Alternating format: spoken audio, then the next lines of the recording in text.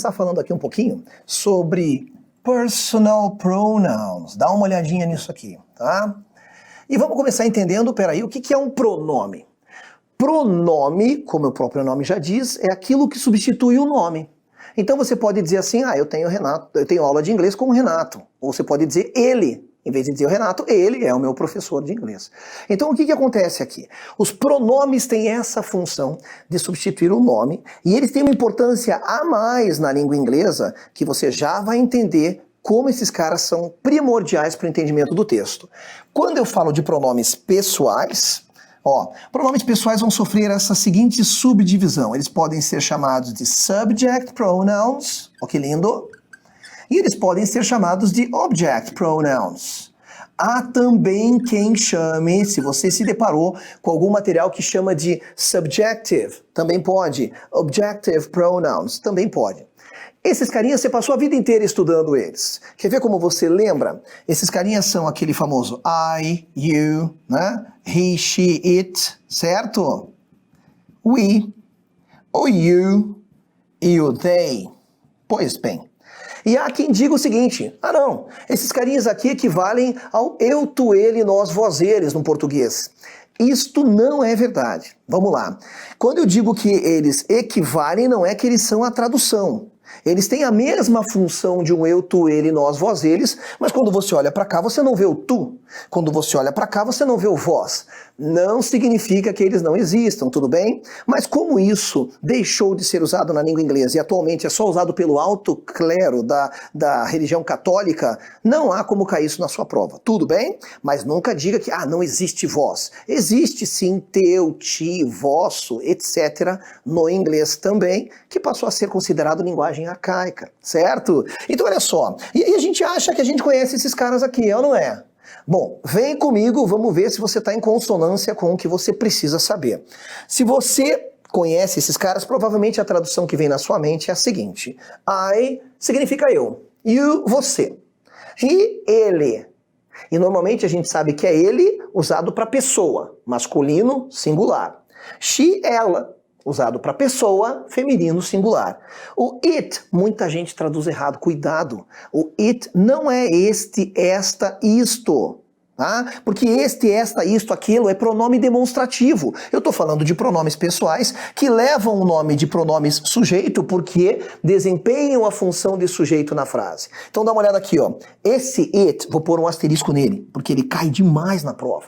Ele não tem uma tradução exata. A tradução dele vai depender da frase em que ele veio. Isso vai ficar claro quando nós formos resolver exercícios juntos, beleza? Então veja, mas ele não é isto, este, esta. O we significa nós, e esse you eu repeti aqui, porque na verdade um é singular, você, o outro é plural, vocês. Mas como é que eu vou saber na prova, no texto da prova, se é singular ou plural? Depende do contexto. Coloca uma coisa na sua cabeça, o contexto é quase tudo na língua inglesa. Inclusive, é o contexto que manda no que as estruturas, por exemplo, verbais querem dizer. Não é o tempo verbal que define o que a frase quer dizer. Olha que inversão de valores que a gente tem aqui e a desconstrução daquilo que você tem como visão da língua inglesa, tá? Bom, então esse you significa vocês e esse they significa eles ou elas. Vamos lá.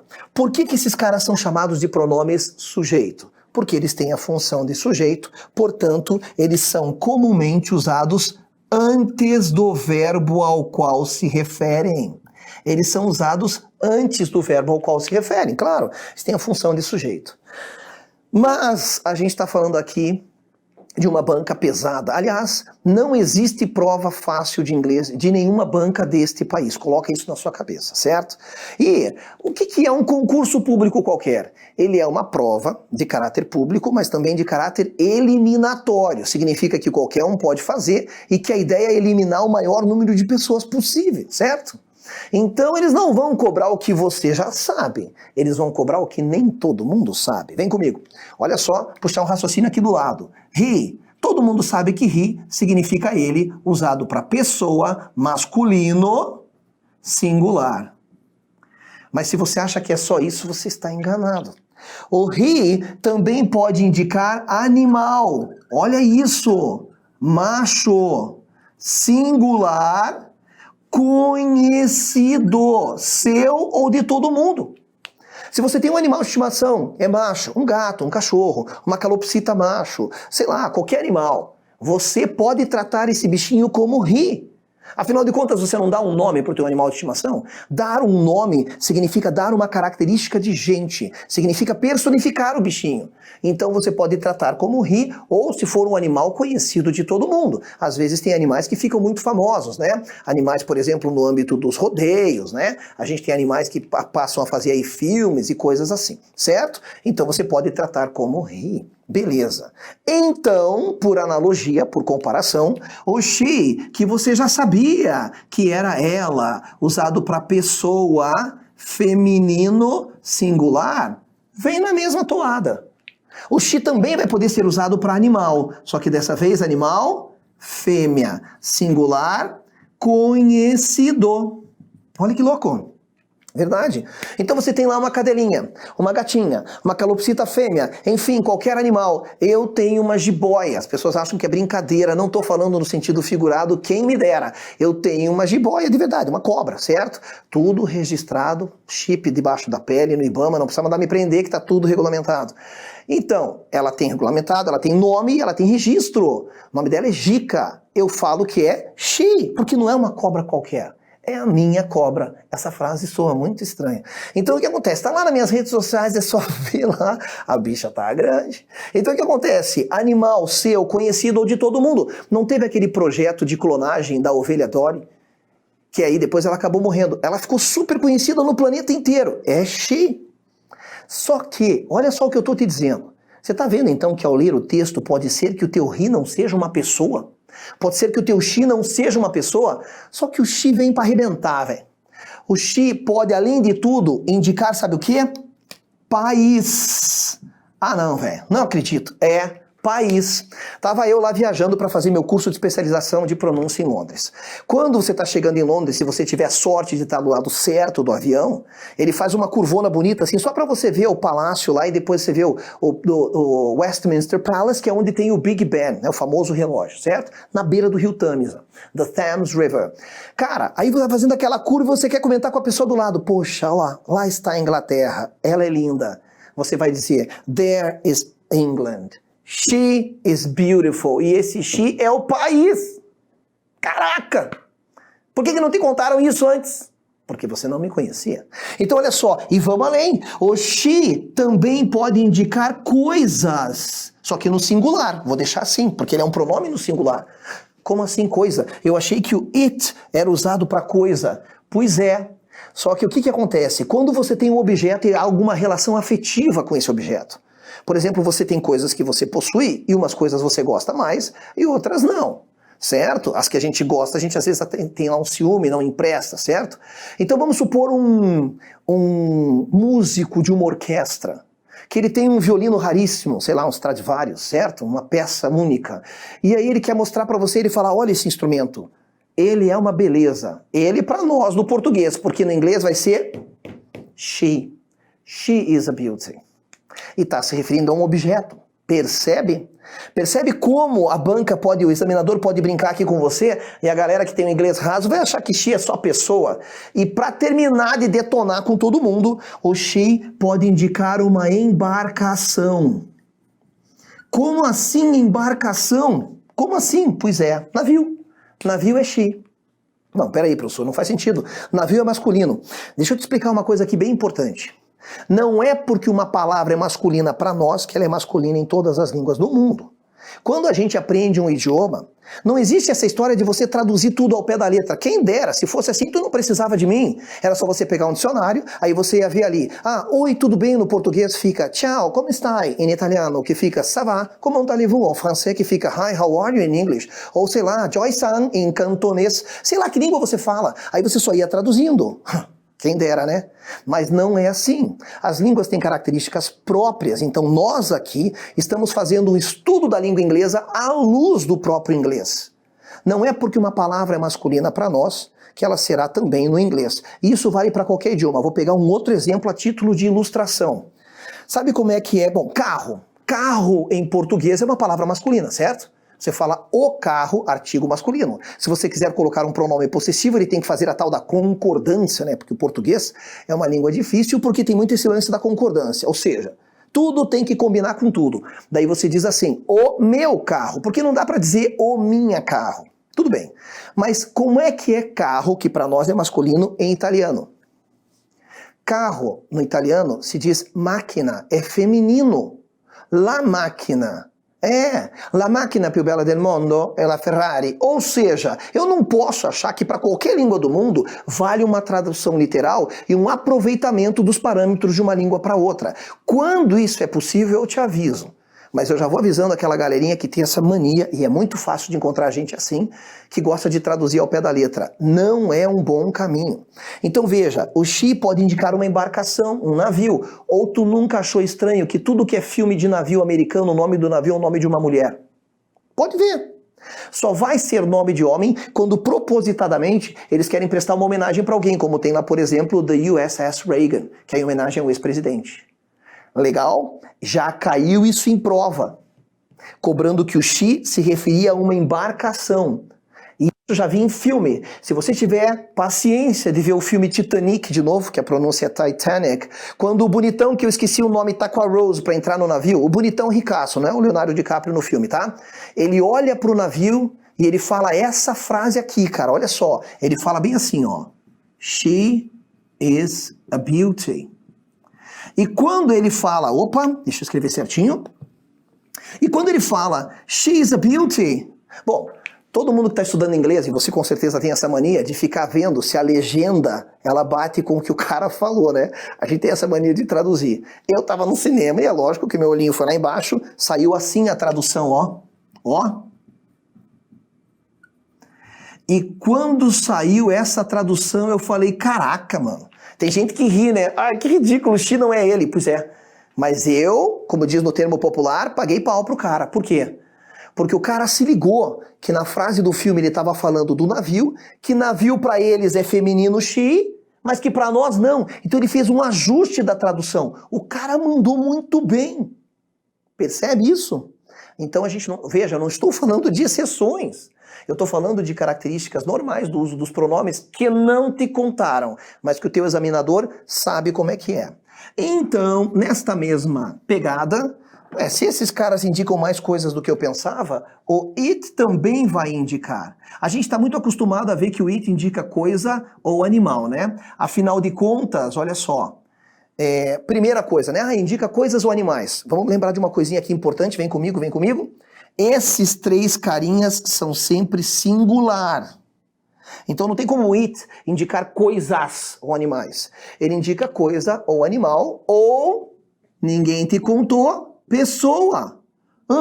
Como assim?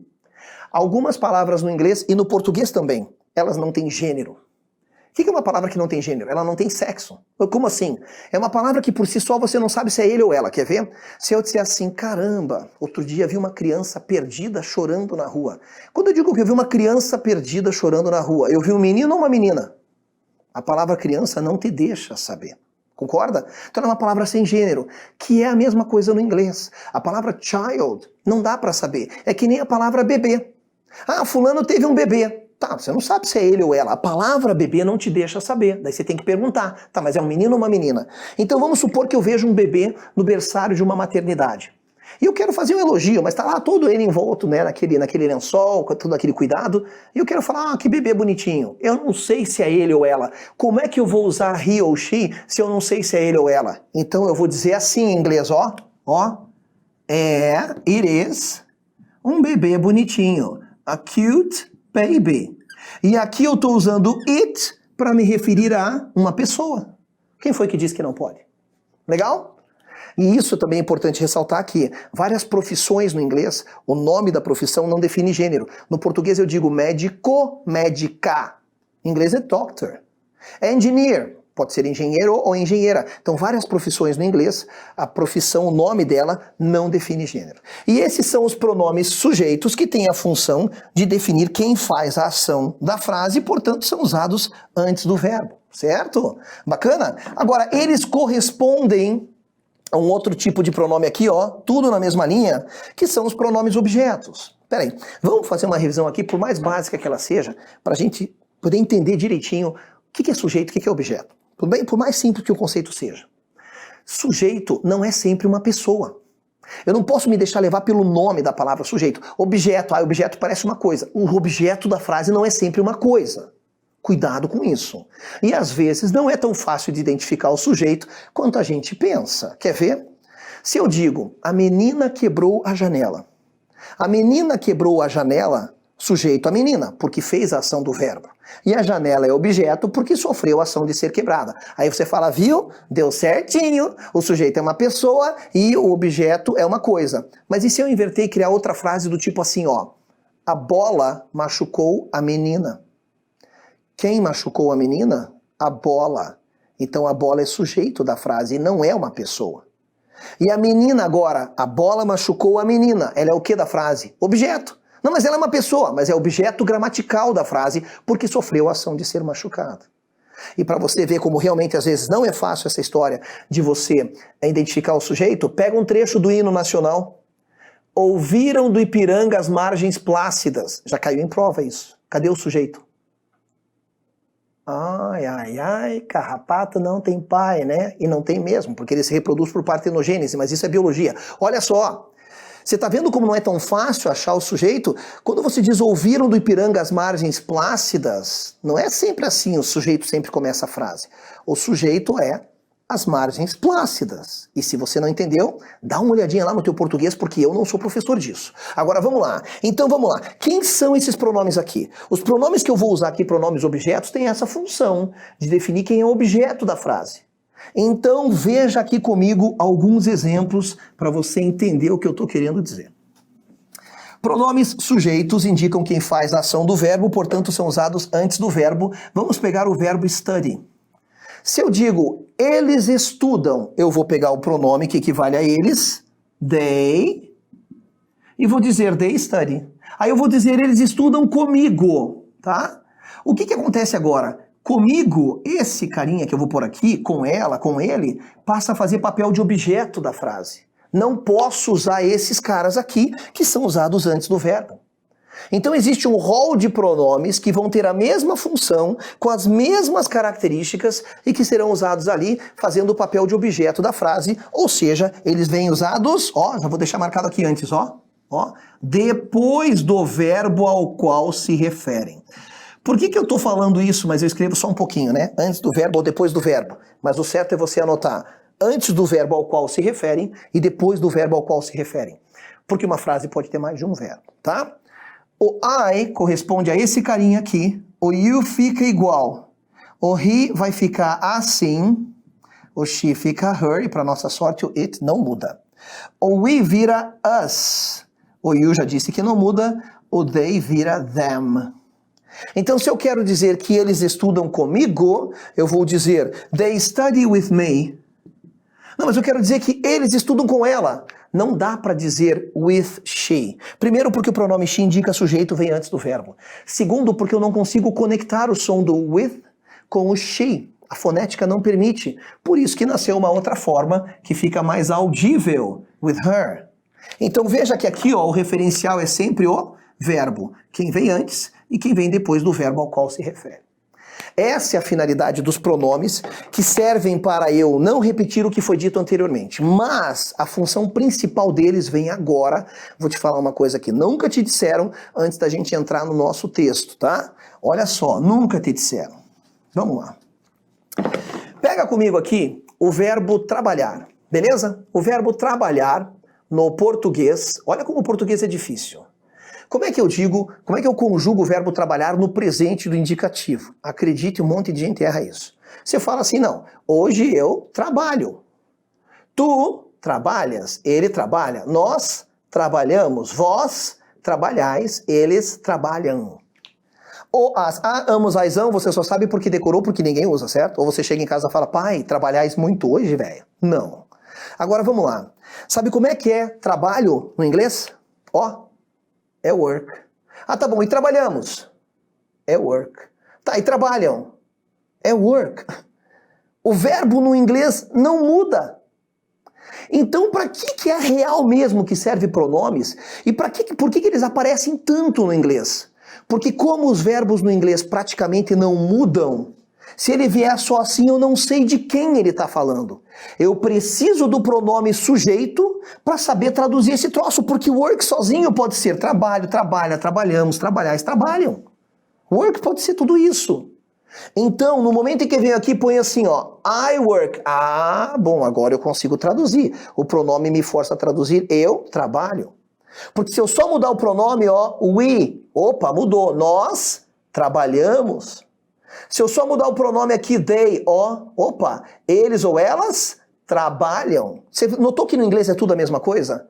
É tudo a mesma coisa. Então é o pronome que vai me dizer de quem o verbo está falando. E é por isso que ele aparece tão repetidamente no texto. No português, como o verbo sempre muda, aliás, é isso que torna o português uma das línguas mais difíceis do mundo, o verbo sempre muda, ele já carrega dentro dele aqui, ó, o sujeito. Tanto que dizer assim, ó, eu trabalho, é uma coisa meio redundante, porque, pô, se trabalho, tá na cara que sou eu. Quando eu digo assim, ó, imagina que eu vou pra fora do país e alguém me pergunta, né, e aí, lá em Portugal, como é que é no Brasil? Eu falo, pô, mano, no Brasil a parada é sofrida, trabalhamos muito lá. Trabalhamos quem? Nós. O trabalhamos já tem subentendido dentro dele o nós. É por isso que tu não precisa ficar falando o pronome toda hora no português, porque cada verbo só tem dentro dele a indicação de um sujeito. Como no inglês os verbos não mudam, tu precisa indicar através do pronome de quem ele está falando. Faz sentido para você? Legal, né? Nunca te contaram isso. Então agora vamos lá, vamos dar uma fechadinha aqui, ó. Eu quero corrigir um exercício com vocês. Tem um texto para mostrar como que cai pronomes e outras coisas, tudo bem? Vamos lá então? Dá uma olhadinha aqui na nossa tela, a gente faz uma primeira leitura e depois nós vamos traduzir esse texto para daí entrarmos nas questões. Leia comigo, ele diz assim: Despite being the 8th largest economy in the world and the largest in Latin America, Brazil is still relatively closed compared to other large economies. Brazil is an outlier in that its trade penetration is extremely low, with trade at 24.1% of GDP in 2017. The number of exporters relative to the population is also very small. Its absolute number of exporters is roughly the same as that of Norway, a country with approximately 5 million people compared to Brazil's 200 million. While further integrating into the global economy could threaten uncompetitive companies and their workers, competitive businesses would most likely benefit. Brazil's insertion would also allow the country to better leverage its competitive advantages, such as in natural resource-based industries. Ai, caramba, que troço tenso, né? Mas não dá nada, a gente tá aqui para te ajudar. E aí é o seguinte, tá? Eu vou fazer aqui uma leitura com vocês, e eu só quero te mostrar bem rapidinho um macetinho que vai revolucionar a tua capacidade de ler texto e entender isso aqui comigo. Um macetinho, que eu chamo de macete da garota bonita. Olha que poderoso que é isso aqui. Por que eu chamo de macete da garota bonita? Porque todo mundo, independente do nível de inglês que tenha, sabe dizer garota bonita em inglês, que é beautiful girl. Tá vendo aqui, ó? Tá? Olha que macetinho poderoso. Só que você nota que no português o garota veio antes, o adjetivo veio depois, bonita. E você nota que no inglês o adjetivo veio antes. Pois é, esse macetinho funciona o seguinte, ele serve para te mostrar que no inglês o adjetivo vem sempre antes do meu substantivo, tá bom? Então olha só, o macetinho funciona assim, aqui eu tô falando de garota, o que vem na frente indica que tipo de garota é, leio daqui pra cá, garota bonita. É por isso que algumas pessoas falam, o inglês é tudo ao contrário. Não, mano, não é. A única coisa que é ao contrário é a posição do adjetivo em relação ao substantivo. Mas esse macete por si só, ele precisa de um complemento que é muito poderoso. E esse complemento é o seguinte: adjetivo não são só palavras que você já conhece que dão qualidades, né? Alto, baixo, feio, bonito, gordo, magro, rápido, lento. Não, isso tudo é adjetivo. Olha o que eu vou te dizer agora. Qualquer palavra que vier na frente do meu substantivo é um adjetivo em potencial. Quer ver? Olha que poderoso isso. O que é paper? E o que é wall? Muitas pessoas me dizem, paper é papel, wall é parede. Tem certeza? Será então que paper wall é a mesma coisa que wallpaper? Oh, meu Deus, e agora? Quem me ajuda a resolver esse problema? Ué, a garota bonita, olha o macetinho. Aqui eu tô falando de garota. O que vem na frente indica que tipo de garota é. Leio daqui pra cá. Então aqui eu tô falando de parede. E o que vem na frente indica que tipo de parede é. Leio daqui pra cá, parede de papel. Isso aqui é adjetivo. Mas embaixo eu não tô mais falando de parede, eu tô falando de papel. E o que vem na frente indica que tipo de papel é. Leio daqui pra cá, papel de parede. Agora o que era substantivo aqui, ó, virou adjetivo. Percebeu que poderoso que é isso? Lembra sempre do macete da garota bonita e lembra sempre do complemento que é qualquer, olha o que eu estou te dizendo, qualquer palavra que vier na frente do meu substantivo é um adjetivo em potencial. Então quando eu for ler o texto com você agora que eu vou traduzir, quando eu vou lá pra frente e volto, eu só tô fazendo isso aqui, ó. Eu tô indo buscar o meu substantivo e volto para ler o adjetivo, para fazer a correspondência certa com o português. Quer ver como isso potencializa a sua capacidade de leitura? Dá uma olhadinha agora na nossa tradução. Acompanhe o meu pointer aqui, ó, na nossa telinha, tá? Então ele fala assim, ó. Apesar de ser, despite being, isso aqui é uma conjunção que significa apesar de. Vale a pena anotar. Apesar de ser a 8ª maior economia no mundo e a maior na América Latina, ó, aqui eu tô falando de América, o que vem na frente define qual América que é, tá? O Brasil é ainda relativamente fechado, comparado com outras economias grandes. Tá vendo? É por isso que eu volto. Olha que moleza. O Brasil, ele é atípico no que se refere à penetração do comércio. E é extremamente baixo, com o comércio em 24,1% isso aqui significa Gross Domestic Product, que é a nossa tradução para produto interno bruto. Então ele representa só 24,1%. O comércio representa 24,1% do produto interno bruto, isso em 2017. Mas ele diz assim, o número de exportadores relativa à população em relação à população, é também muito pequeno. O número absoluto de exportadores é aproximadamente o mesmo daquele da Noruega, que é um país com aproximadamente 5 milhões de pessoas, comparado com os 200 milhões do Brasil. Ou seja, o que ele está te dizendo aqui? Ele está te dizendo assim, pô, a gente tem o mesmo número de exportadores que um país do tamanho da Noruega, só que nós temos 200 milhões de habitantes. Os caras têm 5 milhões. Legal? Aí ele termina o texto dizendo assim, olha que importante. Enquanto uma integração maior na economia global poderia ameaçar empresas não competitivas e os seus trabalhadores, as empresas competitivas, elas, would most likely benefit. Elas, na sua maior parte, provavelmente se beneficiariam. A palavra likely não tem nada a ver com like, de gostar. Ela significa provável, propenso. Então ele diz aqui, ó, que tudo bem, pode ser que as empresas não competitivas fossem prejudicadas, mas as empresas competitivas, elas iriam se beneficiar disso, do Brasil ser mais aberto com as relações de comércio com o exterior.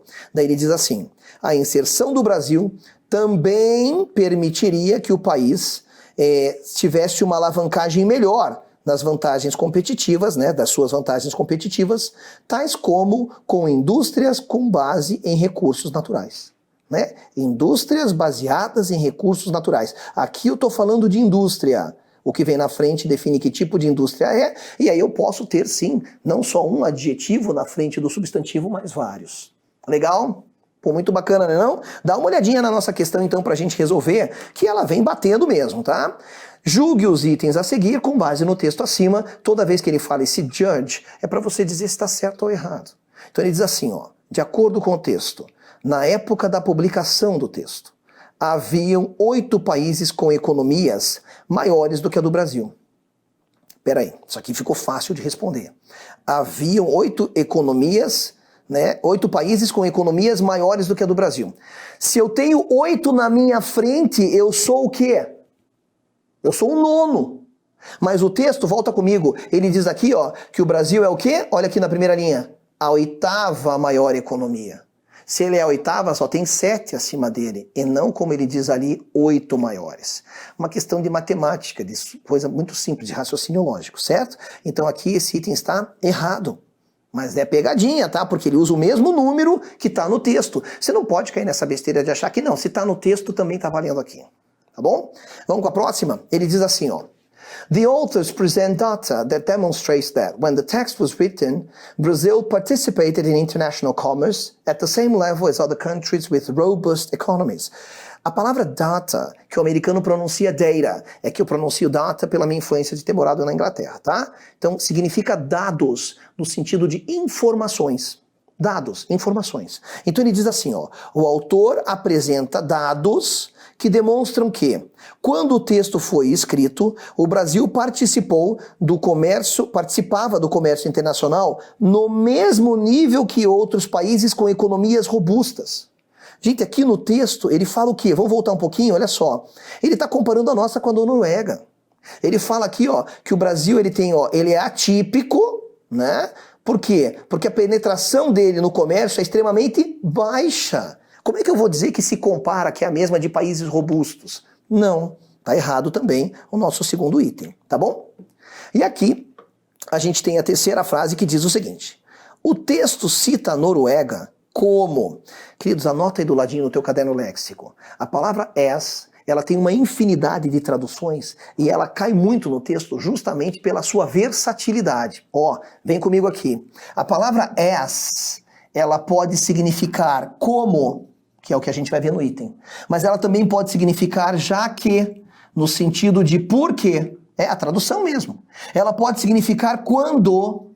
Ela pode significar enquanto. À medida que, olha quanta coisa. Tá, e como é que eu vou saber a tradução?